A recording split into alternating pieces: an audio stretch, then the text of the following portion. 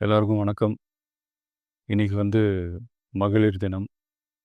தமிழ்நாடு முழுக்க இருக்கிற என்னுடைய அம்மா, அக்கா, தங்கச்சி, தோழின்னு உங்க அத்தனை பேருக்கும் இந்த தினத்தில வாழ்த்து சொல்லாம இருக்க முடியாது. உங்கள் அனைவருக்கும் என்னுடைய மகளிர் தின வாழ்த்துக்கள். சந்தோஷம் தானே! பாதுகாப்பா இருந்தா தானே சந்தோஷத்த உணர முடியும். அப்படி எந்த பாதுகாப்பும் இல்லாதப்போ, இன்செக்யூரிட்டியா இருக்கிறப்போ, எந்த சந்தோஷமும் இருக்காது தானே! அப்படின்னு நீங்க நினைக்கிறது எனக்கு புரியுது.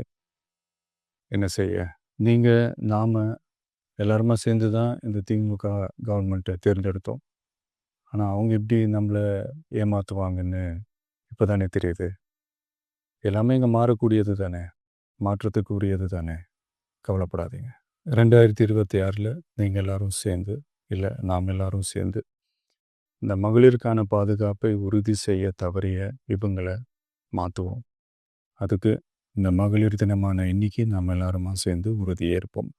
ஒன்று மட்டும் சொல்கிறேன், எல்லா சூழ்நிலையிலும் உங்களுடைய ஒரு மகனா, அண்ணனா, தம்பியா, தோழனா உங்களோட நான் நிற்பேன். நன்றி, வணக்கம்.